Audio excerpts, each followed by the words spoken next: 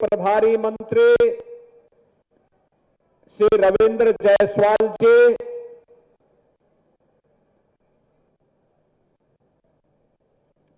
विधान परिषद सदस्य और भारतीय जनता पार्टी के प्रदेश के महामंत्री श्री सुभाष यदुवंश जी, माननीय विधायकगण श्री भूपेश चौबे जी, आचार्य जी, वीर सिंह जी, क्षेत्रीय अध्यक्ष श्री दिलीप सिंह पटेल जी, जिला अध्यक्ष नंदलाल जी, जिला प्रभारी अनिल सिंह जी, जिला पंचायत अध्यक्ष श्रीमती राधिका पटेल जी, अध्यक्ष नगर पालिका परिषद श्रीमती रूबी प्रसाद जी, श्रवण गौड़ जी, पूर्व सांसद राम सकल जी, नरेंद्र कुशवाहा जी, तीर्थराज जी, श्रीमती शारदा खरवाल जी,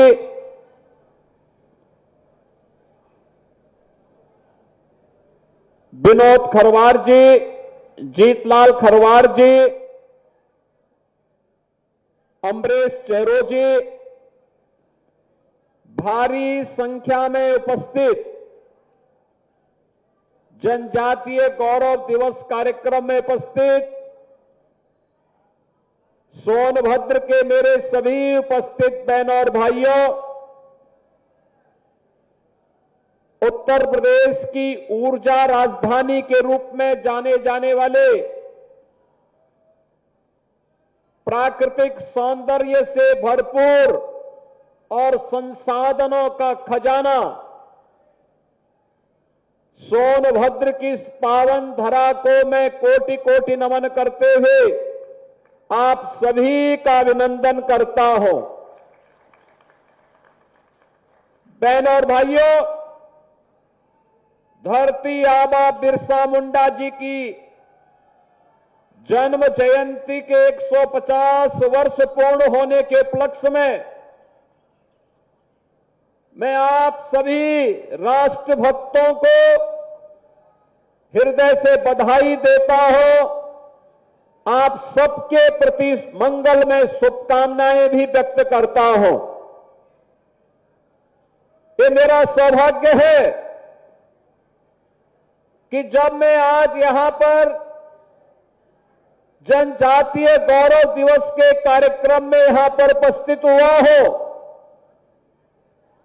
इससे लगा हुआ जो राज्य है वह बिहार है और कल बिहार की जनता जनार्दन ने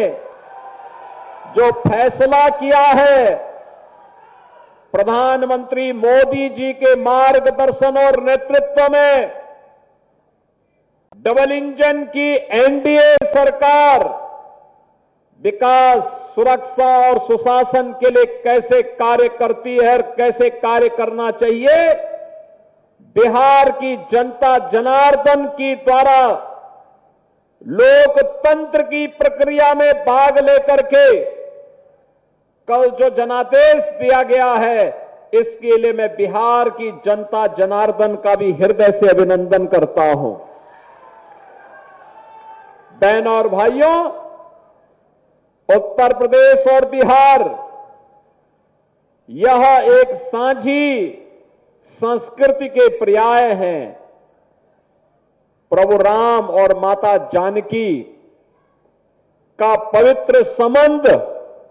जितना अटूट है, उतना ही उत्तर प्रदेश और बिहार का संबंध भी अटूट है, मजबूत है। और धरती आबा जैसे राष्ट्र नायकों के प्रति हमारी श्रद्धा और हमारा सम्मान का भाव भी उतना ही मजबूत है। आज हम सब धरती आबा बिरसा मुंडा जी के इस स्मृति दिवस के अवसर पर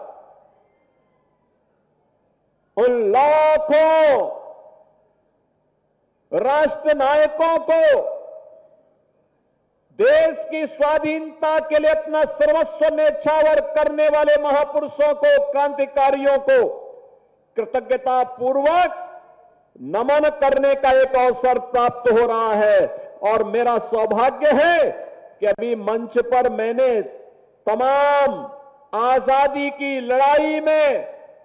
जिन लोगों ने योगदान दिया था उनके वर्तमान वंशजों को सम्मान भी दिया है और जमीन का पट्टा भी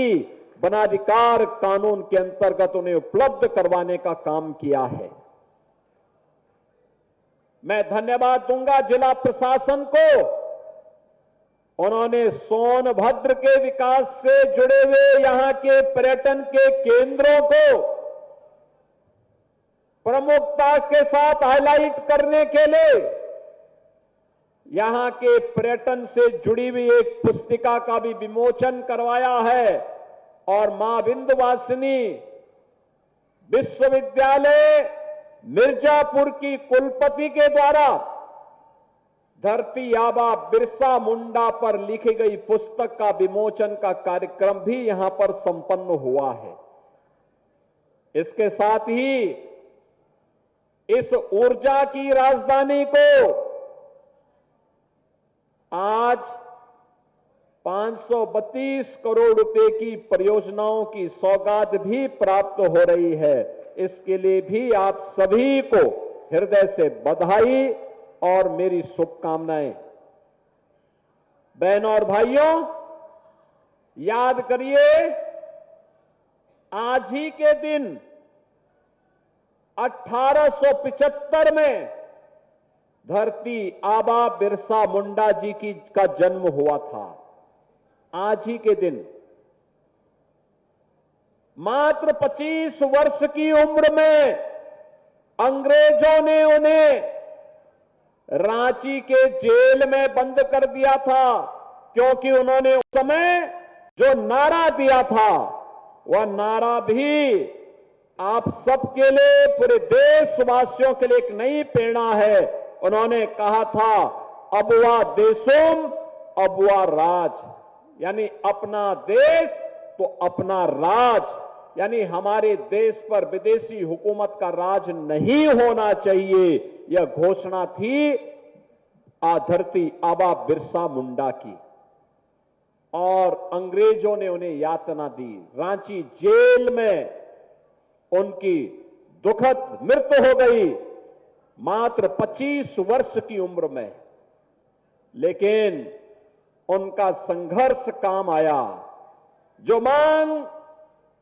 जनजातीय समुदाय के अधिकारों के लिए धरती आबा बिरसा मुंडा ने की थी, ब्रिटिश गवर्नमेंट को झुकना पड़ा था और उनको जनजातीय समुदाय को उनका अधिकार देने के लिए मजबूर होना पड़ा था। और आज यही कारण है कि जीवन के हरेक क्षेत्र में आज हमारा जनजातीय समुदाय तेजी के साथ विकास के पथ पर अग्रसर होकर के देश के विकास में भी अपना योगदान दे रहा है। याद करिए, आज से 125 वर्ष पहले कैसी स्थिति रही होगी। साधन नहीं रहे होंगे, संसाधन नहीं रहे होंगे, कोई सुविधा नहीं रही होगी, लेकिन तब भी हमारा जनजातीय समुदाय देश की मुख्य धारा के साथ जुड़ करके भारत की स्वाधीनता के लिए आंदोलन कर रहा है, अपने अधिकारों के लिए आंदोलन कर रहा है और उसे सम्मान दिलाने का काम ये डबल इंजन की भारतीय जनता पार्टी की एनडीए की सरकार ने किया है। आज प्रधानमंत्री मोदी जी के कारण हम लोगों को इस जनजातीय गौरव दिवस के साथ जुड़ने का अवसर प्राप्त हो रहा है और मुझे प्रसन्नता है। जनजातीय गौरव उत्सव के पखवाड़े में 15 दिनों से जो कार्यक्रम चल रहे हैं, हमने लखनऊ के कार्यक्रम में भी हम लोग थे। लखनऊ के कार्यक्रम में 22 राज्यों से टीमें आई थी, 22 राज्यों से, और उसमें हमारा जो सहभागी राज्य है, पार्टनर स्टेट है, वो अरुणाचल प्रदेश है। अरुणाचल प्रदेश के भी कलाकारों का मंचन आपने यहां पर देखा, मध्य प्रदेश के कलाकारों का मंचन आपने यहां पर देखा। बहनों और भाइयों, अपने पुराने वाद्य से, पुरानी कला के माध्यम से लोक कला, लोक संस्कृति को जीवंत बना करके, पुराने वाद्यों को जीवंत बना करके हमारे जनजातीय समुदाय ने भारत की लोक गाथा और भारत की लोक परंपरा को जीवंत बना करके उसे आगे बढ़ाने का काम किया। और आज जनजातीय गौरव दिवस के रूप में जो एक प्रदर्शनी यहां पे लगाई गई है, ये प्रदर्शनी उसी का उदाहरण है। ये प्रदर्शनी में जनजातीय गौरव से जुड़े हुए उनके सभी प्रकार से जुड़े हुए उनके जितने भी वाद्य हैं, उनके उस क्षेत्र में प्रचलित जो भी अन्य सामग्री है, उन्हें वहां पर स्थापित किया गया है। और हमारे लिए मैं इस बात के लिए गौरव की अनुभूति करता हूं कि डबल इंजन की भारतीय जनता पार्टी की सरकार ने जनजातीय गौरव के संरक्षण करने के लिए बलरामपुर जनपद के मिलिया कोडन में हम लोगों ने एक जनजातीय म्यूजियम की स्थापना भी की है और वहां पे छात्रावास की स्थापना भी की है। इसी प्रकार की जनजातीय गौरव की भी म्यूजियम की स्थापना का कार्य हम लोग इस कमिश्नरी में भी करने जा रहे हैं। बहनों और भाइयों, जिससे जनजातीय गौरव से जुड़ी हुई धरोहर हम सबके लिए एक प्रेरणा बन सके। और वैसे भी जब हम सोनभद्र की बात करते हैं, आप याद करिए, यहां के सलखन फासिल पार्क कहते हैं 140 करोड़ वर्ष प्राचीन जीवाश्म के अवशेष उसमें मिले हैं। आप सोचो, 140 करोड़ वर्ष पहले। दुनिया का इतिहास क्या है, उंगलियों में गिना जा सकता है, लेकिन 140 करोड़ वर्ष पहले के जीवाश्म यहां के जो भी सलखन फासिल्स पार्क में यहां पर आज भी यहां पर मौजूद हो सकते हैं। दुनिया के पर्यटकों को यहां आकर्षित इसके माध्यम से किया जा सकता है और इसीलिए यूनेस्को ने इसे विश्व धरोहर की सूची में शामिल करने का कार्य भी किया है। बहनों और भाइयों, ये यूनेस्को ने भी इसको मान्यता दी है और यही कारण है जनपद में आज भी स्पिरिचुअल टूरिज्म के दृष्टि से शिवद्वार पंचमुखी महादेव हैं, कंटाकोट महादेव हैं, ज्वालामुखी शक्तिपीठ है, मुखा फाल है, हाथी नाला है और बायोडायवर्सिटी पार्क इत्यादि ये स्थल भी यहां पर मौजूद हैं। और मुझे ये भी बताते हुए प्रसन्नता है कि जहां पे आज हम कार्यक्रम कर रहे हैं, उत्तर प्रदेश में पाई जाने वाली 15 जनजातियों में से 14 जनजाति अकेले सोनभद्र जिले में निवास करती हैं। 14 जनजाति अकेले इसी जनपद में निवास करती हैं, जिसमें थारू है, बुक्सा है, बेगा है, भील, गौड़, खरवार, मुसहर, परजा, चेरो, पनिका, अंगरिया, पतारी और मुइया, ये सभी प्रमुख हैं। बहनों और भाइयों, देश में सर्वाधिक जनजातियां अगर किसी एक जनपद में निवास करती हैं तो वह हमारे सोनभद्र जनपद में निवास करती हैं, जिनकी संख्या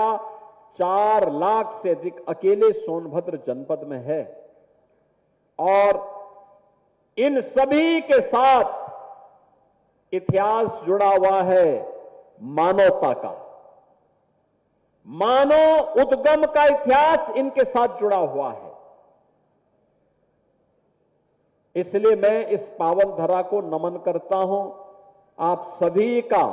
यहां के जितने भी हमारे जनजातीय बहन और भाई हैं, इन सब का मैं हृदय से अभिनंदन करता हूं और आज के दिवस की इन्हें अपनी शुभकामनाएं भी देता हूं। बहनों और भाइयों, आदरणीय प्रधानमंत्री जी ने